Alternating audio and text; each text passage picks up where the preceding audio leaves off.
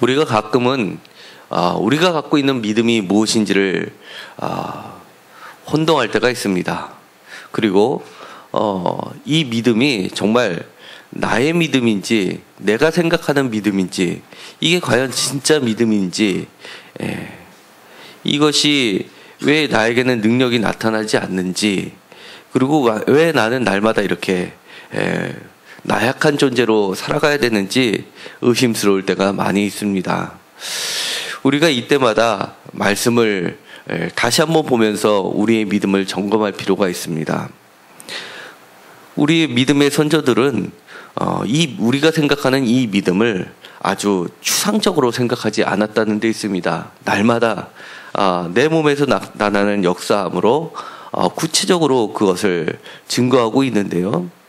이 바울이 가지고 있었던 믿음은 정말 우리가 지금 읽어도 정말 이렇구나, 이렇게 대단한 믿음이었구나를 생각하게 만듭니다. 먼저 7절에 보면은요, 한마디로 이렇게 얘기합니다. 보배라고 얘기합니다. 그리고 우리는 질그릇이라고 얘기를 합니다. 이 질그릇이라는 것은요,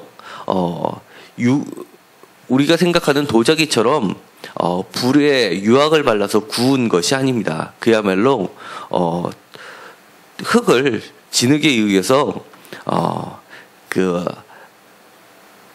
태양볕이나 그늘에 말리는 정도의 수준이 바로 질그릇인 것입니다. 그러니까 이 질그릇은 굉장히 도기에 비해서는 약했습니다. 그래서 불에 구운 것보다는 훨씬 약했기 때문에 쉽게 깨질 수가 있었습니다. 반면에 장점은 시간이 매우 단축되었고 그리고 값이 아주 쌌기 때문에 각 사람마다 가정에 최소한 몇 개씩은 갖고 있는 게 바로 이 질그릇입니다. 그런데 이 질그릇 안에 보배를 가지고 있다고 얘기를 합니다. 이 보배는 다른 말로 했을 때 하나님의 능력이라고 이야기를 합니다. 이 하나님의 능력이라는 것은요, 14절에 보면 주 예수를 다시 살리신 이의 능력이라는 겁니다. 주 예수를 다시 살리신 이의 능력이라는 것은 바로 10절에 얘기하면 예수의 생명이라고 다시 한번 얘기를 구체적으로 하고 있습니다. 이 보배는요, 다른 말로 하면 복음이기도 합니다. 제가 대학교를 졸업하고 나서 처음 직장에 들어갔습니다. 그 당시만 해더라도 저희 과를 나온 친구들은 다 항상 증권 붐이 일어났었던 때였기 때문에 다 금융사로 갔고 연봉이 높은 데로 갔습니다. 그런데 저는 무역학과를 나왔기 때문에 무역학과로 인도하신 하나님의 뜻이 분명히 있을 거야 라고 생각하고서 제 전공을 살려서 종합상사를 들어갔습니다. 대기업의 종합상사는 그 당시만 해도 굉장히 경쟁률이 높았고 그 당시만 해도 해외에 이렇게 나가는 게 흔치 않을 때여다 보니까 굉장히 들어가기도 어렵고 사람들이 다 선망의 대상이기도 했습니다. 근데 하나님의 은혜로 종합상사에 들어가서 일을 배웠습니다. 제 전공이 무역이었기 때문에 남들보다 쉽게 일을 습득할 수 있었고 그러다 보니까 또 빠르게 해외 출장도 갈 수 있었습니다. 그리고 나서 1년 만에 이제 거래처를 가려고 태국이라는 데를 출장을 가게 됐는데요. 사실 저는 비행기를 그때 처음 탔습니다. 제주도 가는 비행기는 대학교 졸업여행 때 처음 타봤지만 그걸 사실은 뜨자마자 내려야 되는 그런 거니까 비행기라고 할 수 없죠. 처음으로 태국이라는 데를 비행기를 타고 나서 갔습니다. 근데 그 당시만 해도 제가 지금은 안 그렇지만 영어 같은 경우도 외국인한테 배운 적도 없고요. 지금은 영어 학원 그러면 다 원어민 선생이 가르치는 거였지만 제가 있을 때만 해도 토익이라는 게 좀 아주 초창기 때였고 그러다 보니까 책으로만 공부하다가 그러고 나서 외국인하고는 전화 통화를 전화상으로만 하다가 직접 만나서 가려니까 두려움도 있었습니다. 그런데 제 거래처는 어느 정도로 큰 거래처였냐면 그 당시 태국에서 나이트릭 엑시드라는 질산을 수입하는 제일 큰 손이었습니다. 그러니까 저는 이번에 첫 출장이니까 좋은 성과를 얻어야지라고 하면서 가서 큰 오다를 따와야지라고 생각을 했습니다. 저희뿐만이 아니라 대기업의 종합상사들이 다 그 거래처하고 사실 거래를 하고 있었고 서로 경쟁이었습니다. 그러니까 제 생각에는 타 종합상사들에서 오더하는 것을 끊고 나한테만 몰아주면 실적이 최소한 지금보다 한 서너 배가 커지겠구나라는 생각을 하고 얘만 잘 어떻게든 좋은 환심을 사가지고 한 건 해야지라는 생각을 갖고 있었습니다. 그러고 나서 약속된 장소로 공항에 내려서 택시를 타고선 이렇게 갔습니다. 근데 내렸더니만 그야말로 허벌판이었고 굉장히 쉽게 말해서 거대한 우리가 인천 부두에 가면 아주 허벌판에 컨테이너들만 쫙 서 있는 그런 거를 보게 될 겁니다. 제가 가서 그 장소 알려준 주소를 보고 택시를 타고 가서 딱 내리니까 꼭 그런 거였습니다. 그래서 여기서 어떻게 찾지? 그러면서 거기 있는 조그만 컨테이너 박스가 있고 어떤 노인네가 이제 거기에 있었습니다. 그래서 제가 똑똑똑 두들기면서 보니까 옷도 아주 운동화 차림도 다 낡아 떨어진 운동화에 허름한 잠바를 입고 있는 노인이 한 명 있었습니다. 그래서 제가 그분한테 혹시 이 주소에 어느 회사를 찾아가려고 하는데 어떻게 가면 되냐고 물어봤습니다. 그랬더니만 그 노인네가 그 컨테이너 그 창고에서 나오더니만 자기를 따라오라는 겁니다. 그래서 저는 그 관리인 정도로 알고 있었습니다. 그러더니만 저를 데리고 가더니만 한참을 가더니만 꽤 큰 돌아서 건물이 나왔습니다. 그렇지만 그쪽으로 가서 딱 거기서 잠깐 기다리라고 하더니만 좀 있으니까 이 사람이 커피를 타가지고 나왔던 겁니다. 그리고 자리에 앉으라는 겁니다. 그래서 저는 앉아서 누구를 또 기다리나라고 했더니만 그 사람도 가만히 있고 저도 가만히 있고 그러다가 제가 답답해서 사실은 여기 사장님을 뵈러 왔습니다. 그 사장님을 언제쯤 뵐 수 있을까요? 그랬더니만 하는 말이 자기가 그 사람이라는 겁니다. 제가 깜짝 놀랐습니다. 한국에 있어서 그렇게 큰 손이라고 생각했던 사람이 정말 다 떨어지는 운동화를 신고 그 큰 거대한 땅덩어리를 가지고 있는 소유주라는 걸 상상을 못했었던 겁니다. 그렇지만 저를 보고 씩 웃더니만 아주 자기 아들뻘보다도 더 그 당시에는 어린 나이였고 또 대학을 갓 졸업하는 그야말로 신참이었으니까 얼마나 웃겼겠습니까? 그러더니만 자기는 난 줄 알고 있었다고 그러면서 비즈니스 이야기를 하기 전에 자기의 인생 이야기를 들려줬습니다. 자기의 할아버지는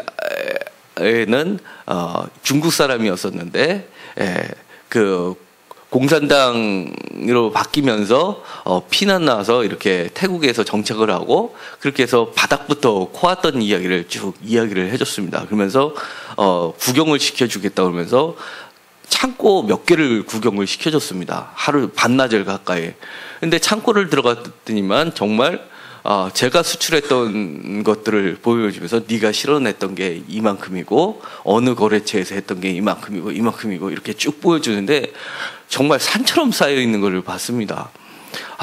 그리고 나서 입이 떡 벌어지니까 웃으시면서 여기 첫 출장이었을 텐데 제가 첫 출장을 하고 얘기를 하니까 첫 출장이었을 때 첫 출장이었을 텐데 회사에 뭔가 선물을 가지고 가야 될 텐데 도대체 얼마나 오더를 해주면 좋겠냐 이렇게 저한테 얘기를 해주면서 원하는 만큼 얘기하라고 그래서 제가 여기서 다 거래처를 너무 큰 사람이었기 때문에 다 다 저한테 비행기를 탈 때는 다 몰아서 저한테 해주기를 바랬지만 그 입이 차마 나오지가 않았습니다. 제가 눈으로 본 거는 너무너무 양이 많았기 때문에 여기서 한 반만 저한테 해줬으면 좋겠다고 그랬더니 알겠다고 그러면서 거기다가 종이에다 찍찍찍찍 써줬습니다. 그러면서 자기가 딱 사인을 하더니만 가서 호텔에 가서 이거를 예쁘게 쳐가지고 자기한테 팩스로 넣어주면 자기가 사인해서 보내주겠다고. 그리고 가격은 대신 마지막에 실었던 가격으로 동일한 가격으로 해가지고 쳐서 보내라고 아예 그렇게 딱 얘기를 해주는 거였습니다. 그게 첫 출장이었습니다. 그리고 나서 제가 호텔에 들어가서 저는 출장을 갈 때 항상 성경책을 갖고 갔었으니까 또 성경책을 제가 이제 처음부터 쭉 이렇게 보는 습관이 있었습니다. 그래서 오늘도 우리 그 당시에도 주님이 저에게 무슨 말씀을 해주실까 생각하면서 마태복음도 쭉 넘기면서 읽고 있었는데 이미 저는 출장 왔었던 목표는 이미 채웠고 뭐 아직 3일이란 기간이 남았는데 할 일은 없고 그래서 호텔에서 이제 쭉 성경책을 보고 있었는데 바로 고린도후서 가니까 이 말씀이 보였습니다. 야, 이게 보배를 질그릇에 가졌다는 것이, 야, 참 그 사람 같은 느낌이 들었던 겁니다. 누가 다 떨어진 운동화, 진짜 허름한 점퍼를 입고 있는 사람이 저렇게 큰 손이라는 걸 감히 알았을까? 알았다면 아마 제가 처음부터 굉장히 공손하게 대했을 텐데, 마치 수희 아저씨 대하듯이 처음에 사실 대했던 게 참 제 자신이 부끄럽습니다. 그러면서 저는 그 당시에 양복을 입고 막 그러고 있었는데 절대 사람을 볼 때 외모로 평가하면 안 되겠구나라고 하면서 제 인생에 큰 충격을 주었습니다. 그리고 나서는 저도 왠지 저렇게 자신감이 있는 사람은 뭔가 진짜 있는 사람은 겉은 아무렇게나 하고 다녀도 되는구나 이런 생각이 들고 나서부터는 사실 옷에 별로 신경을 안 쓰기 시작했습니다. 그런데 이 말씀은 그 차원보다도 비교가 되지 않는 차원입니다. 뭐냐면 생명을 다루고 있다는 겁니다. 사실 이 말씀을 적고 있는 바울 사도는요. 박해를 받는 상황이었고요. 9절에 그 다음에 거꾸러뜨림을 당하는 상황이었다는 겁니다. 그리고 거기다가 더 나아가서 죽음을 몸에 짊어진 상태로 지내고 있었던 상황이었습니다. 그야말로 잘 나가던 상황이 아니었다는 겁니다. 그럼에도 불구하고 이 사도 바울은 자신의 정체성을 예수의 생명이 우리 몸에 나타날 뿐만 아니라 내가 비록 너의 눈에 보이기에는 죽어가는 상황이 있다 하더라도 너희 안에서 그 생명이 역사하게 하고 그리고 마지막에는 너희와 함께 14절에 보면 너희와 함께 그 앞에 우리도 다시 산다는 것을 이야기하고 있습니다. 그러면서 자신은 절대로 낙심하지 않는다고 이야기합니다. 16절에 보면 우리가 낙심하지 아니하노니 라고 이야기합니다. 그러면서 이 낙심하지 않는 것이 내 겉사람이 번지르르하고 내 창고가 커지고 누군가가 찾아와서 보면 입이 떡 벌어지는 그런 상황이 아니라 반대로 낡아지는 상황이라고 이야기합니다. 그런데 그 속사람은 날로 새로워지고 있다는 것을 믿음으로 증명하고 있는 겁니다. 바울 사도가 가지고 있었던 믿음은요, 18절에 그 보는 것이 잠깐 보이는 것을 보는 것이 아니라 영원한 것을 바라보고 있었던 믿음의 눈이었습니다. 때로는요, 우리가 기도를 하면서 주님께 간구하는 것들이 있습니다. 때로는 점점 그 기도가 우리에게서 멀어지고 있는 것처럼 느껴질 때도 있습니다. 그리고 우리는 죽어가고 있는 것처럼 느껴질 때도 있습니다. 사실 우리가 기도하고 있는 것들이 또는 기도하고 있는 그분들이 우리를 박해할 수도 있고요. 우리를 무시할 수도 있고요. 그 다음에 우리보다 더 클 수도 있습니다. 그렇지만 우리는 질그릇이고 우리 안에 있는 것은 하나님께 있고 우리에게 있지 않다는 것, 7절에 있는 것처럼 우리에게 있지 아니함을 알게 하려 함이라는 그 사실을 인식을 한다면은 우리는 8절에 있는 것처럼 사방으로 우겨싸움을 당해서도 우리는 답답한 일을 당하여서도 낙심하지 아니한다고 이야기합니다.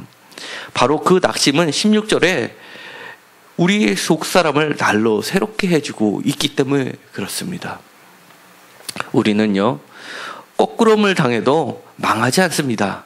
그리고 우리가 우리의 몸에 죽음을 짊어지고 있어도 우리 몸에 이 질것이 깨지는 것 같아도 육체에 나타나는 것은 예수의 생명이고 또 그 속사람으로 인해서 우리가 영원한 생명에 들어간다는 것을 기억하시기 바랍니다.